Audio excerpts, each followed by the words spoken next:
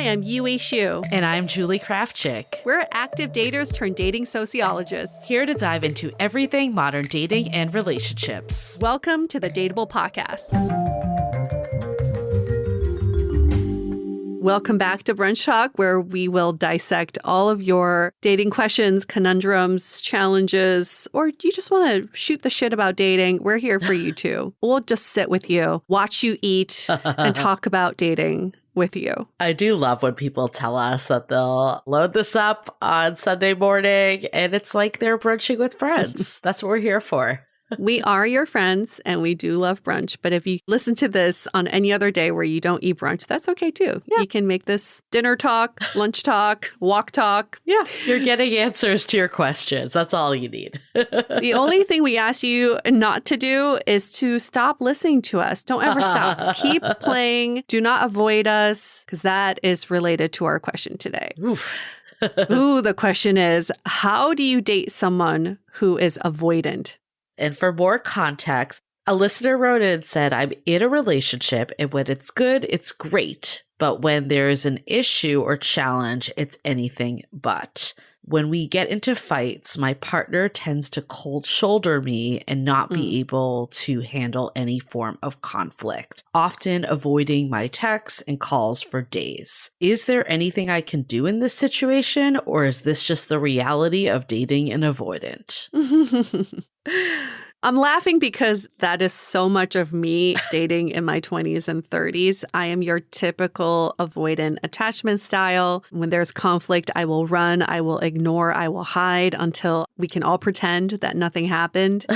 So I feel like this person dated me, but it's obviously not me. Speaking as a recovering avoidant person, the thing that triggers me the most when in a conflict is that when I run, like I'm avoiding, not calling back or texting, the other person is texting me being like, where are you? Are you okay? Are you going to text me back? It's a lot of, what are you going to do? Are you going to reach back out to me? Like the onus is on me. I wish in those times that I had a partner, which I do now. What he does is, I know that we experience some sort of conflict. I want to work on this with you. Can we get together tomorrow night to talk about it? And for us to have a healthy relationship, we have to address these things instead of run away from them. So are you willing to come together to address it together? That to me is a very collaborative, welcoming way of opening up the communication line.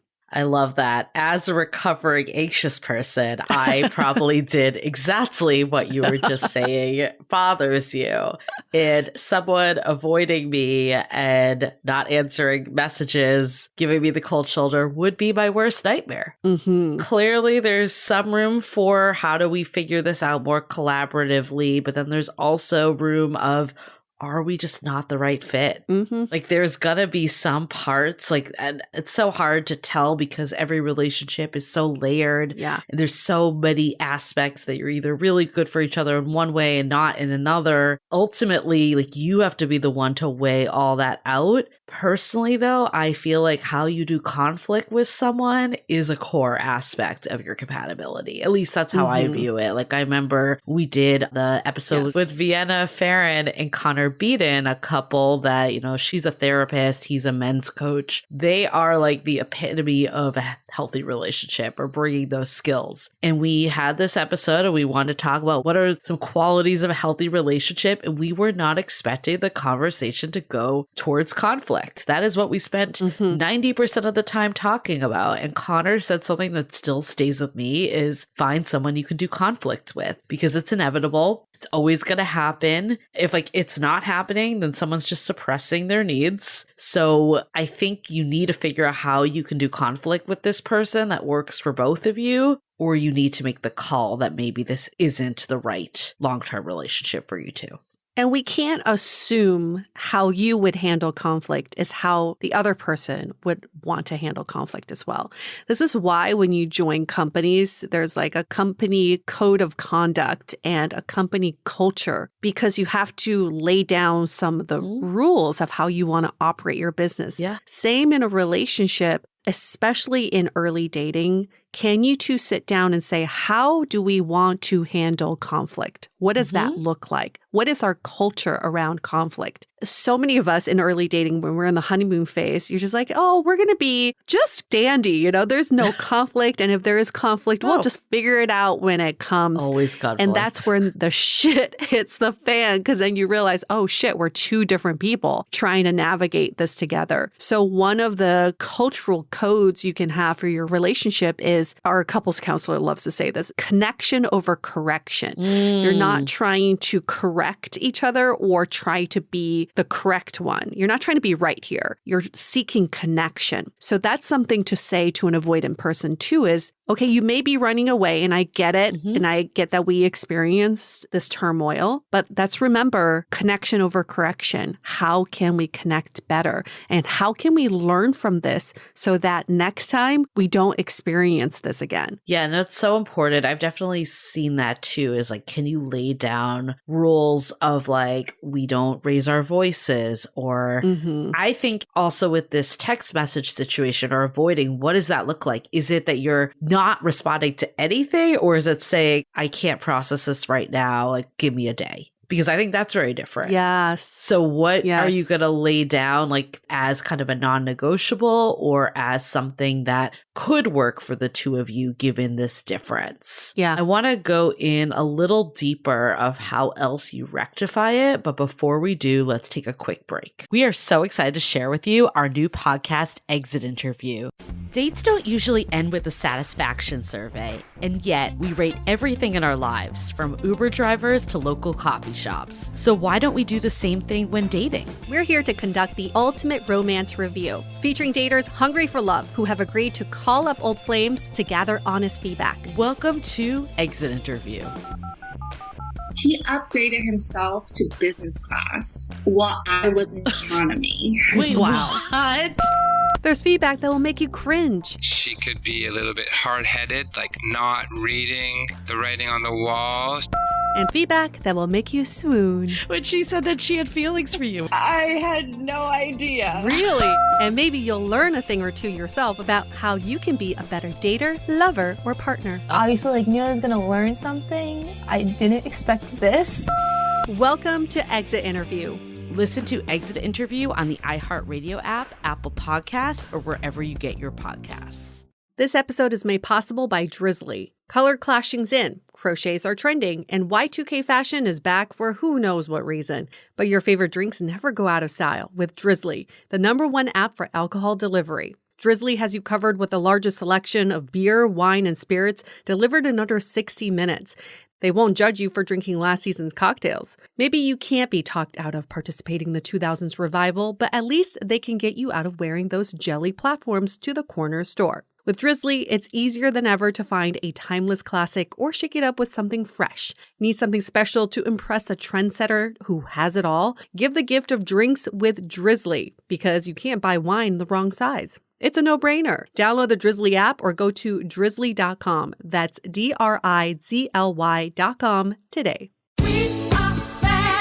A good time starts with a great wardrobe. Next stop, JCPenney. Family get-togethers to fancy occasions, wedding season too. We do it all in style. Dresses, suiting, and plenty of color to play with. Get fixed up with brands like Liz Claiborne, Worthington, Stafford, and J. Farrar. Oh, and thereabouts for kids. Super cute and extra affordable. Check out the latest in-store, and we're never short on options at jcp.com. All dressed up, everywhere to go. JCPenney.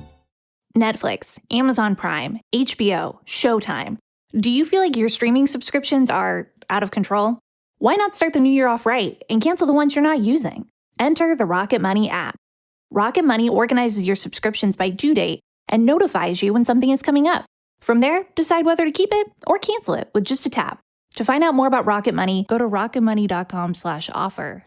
Or download the Rocket Money app from the Apple app or Google Play stores. Rocket Money, the finance app that works for you. So you brought up couples counseling, and I also believe that that's something that is necessary. I don't know how long these two people have been together, but oftentimes we think like we need to go to couples counseling when shit really hits the fan. But I actually think that's when it's too late from all we've learned. Like my partner and I are doing it, you were doing it. And with this is a big deal. Like if it's causing emotional distress and turmoil, I think anything that's causing you stress with the relationship, if you truly see this person as someone you can do life with long term, it's worth the investment. If you don't, and you're just like, look, this combined with many other things, again, we don't know your relationship, then maybe it's time to call it. But if you feel like this is worth putting the effort in and saving and moving forward, I mean, I think it's everything about the relationship, but like how receptive are they? Like if you bring that up, are they like, I don't want to do that? Or, you know, like we're talking about, there's a difference of not wanting to talk immediately if you need time to decompress versus just completely stonewalling and ignoring someone. If you bring up that hurts you, like, are they willing to find another solution? Or are they just like, nope, this is how I operate and process things? That's very different. So like, how can you look at like the growth mindset and the willingness to change? And that's something imperative when looking at these conflicts too, is are you seeing these as opportunities for growth? Yes. Or are you seeing these as opportunities to test your partner? Those are two very different trajectories of a relationship. And when you seek professional help, they're able to guide you towards more of a growth learning mindset. But so many of us use these, especially early dating, as a way to test our partner. I just want to see how much he or she likes me, right? I want to see how invested they are. And that's such a dangerous road because what happens is you end up repeating the same patterns. And that person who's avoidant becomes more avoidant. The person who's anxious becomes more anxious. It drives a wedge between you. You just get farther and farther away from each other. So how can you look at this as opportunities to drive the relationship forward? In addition to professional help, if that's not accessible for you, is there a way to look at resources online? Are there ways for you to share a link with your partner or a podcast like us and say, I've been reading and learning a lot about relationship dynamics. I would love to listen to an episode with you together and we can discuss it after. Sometimes people don't know how to articulate how they react in conflict. You know, like most people will say, yeah, I need some space. But when push comes to shove, some people are like, I need to talk about it now. Yeah. So it helps if there's content already out there. And then the two of you can react to that and say, actually, no, that doesn't sound like me. I love that. I definitely send podcast episodes and articles and TikToks to my partner all the time. And I'm definitely the one that sends them more than he sends them to me. But that's also because, let's be honest, you and I like really focus on this stuff. This is our work. Right. If you're listening to this podcast, you might be more aware of this stuff than your partner. It doesn't mean that they're not a good partner. It doesn't mean that they're not a good person. It just means that maybe this is an area that you need to lead a little more on. And that's okay. And what I measure as success is not my partner sending me stuff, but how receptive is he to what I'm sending? Does he take the time to listen to it? Does he take the time to digest it? Does he take the time to talk about it? Does he thank me for sending it? Because that also like shows that like this person wants to grow with you. They don't want to just stay in whatever they've been in. Right. A lot of dating professionals, they would say a sign of a good partner is not when they are in couples counseling with you and then they're saying all the things that you want to hear. A sign of a good partner is someone who says, yeah, let's do couples counseling when you bring it up. Yeah. That's the first step. Yeah. And it's the same situation here, even if you're not seeking professional help. A sign of a good partner is someone who says, yeah, let's learn this, or yeah, let's move forward towards something that we're trying to build here. It's that yes and mentality that's so important. I hear some of you saying like, I'm dating someone who doesn't have much relationship experience, someone who's immature or maybe a little younger than me. Is it just a product of their stage in life? And I would say people have to learn at some point. You can't always give that excuse, right? So you can be that person to set your partner up for success and say, I see and hear you. And this is what's happening. This is how I'm interpreting it. How can we get better How can we do better for each other? Give them that opportunity to do better. And if they don't take up your offering, then that's your answer right there. Right. You can't change people. You can't be that person that changes them. All you can do is share how it makes you feel, hear how it makes them feel. Like, I think even just hearing you say from your perspective as someone that was a recovering avoidant puts in perspective, oh, you operate very different than me. I love this part too about like, how do we come together for the greater good of our relationship instead of pitting each other, me against you. Yeah. I also like the avoidant, anxious thing. I don't know. I have so many mixed feelings on this. I think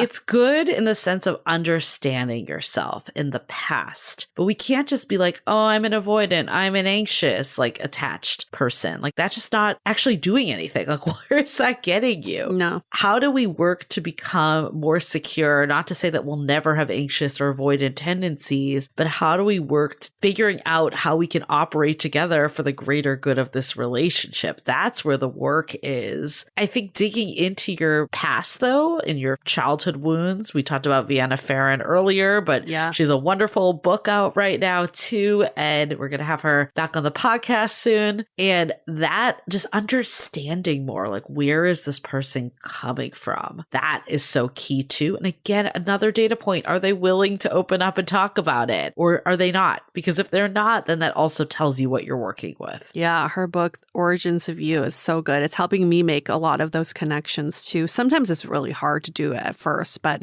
I'm realizing my avoidant attachment style comes from my childhood, where I would get into fights with my parents. I would disappoint them and then they wouldn't talk to me. So then I would just lock myself in a room and we don't talk about what they were disappointed in, why they were so mad. And the next day we wake up and act like nothing happened. That was my entire childhood. And probably I argue a lot of Chinese households operated this way. You just don't talk about conflict. So when I started getting into relationships and dating, that's how I thought you handle conflict. You just ignore it until it goes away. Yeah. And I did that until someone was able to stop me in my tracks and say, that's not how we do conflict. That's not going to be very productive for our relationship. And mine was the exact opposite. It was like, we deal with this now. This might include fighting.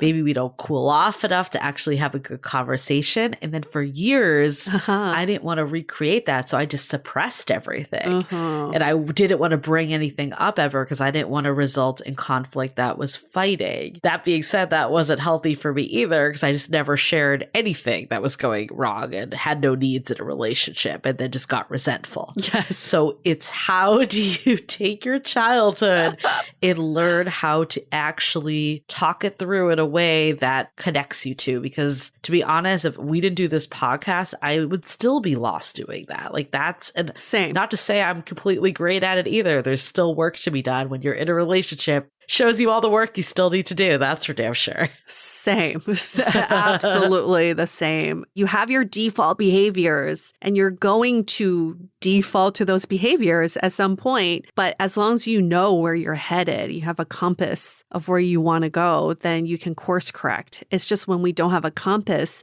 we're just going into relationships blindly. That's really awful. Yeah. And I've experienced relationships where my avoidant tendencies will trigger their avoidant tendencies as well. They are anxious at first, and then I get avoidant, and then they avoid me. They're like, well, if you're giving me the cold shoulder, I'm going to ignore you. And then that triggers my anxious side. And then I'm like, oh my God, this relationship's not going to work out. This is not the right person for me. I don't feel validated here. And then you end up in a blowout fight. It's bad. Yeah. It's a bad road. And thank you for that question. For anybody else who has questions, we know you all do. You can email us those questions at hello@dateablepodcast.com, or you can DM us on Instagram @dateablepodcast, or better yet, give us a 5-star rating and review in Apple Podcasts, and you can ask a question in the body of your review. And when we see that question, we'll bump it up to the top of the queue and we'll answer it next in line. Well, we'll see you next week. Bye.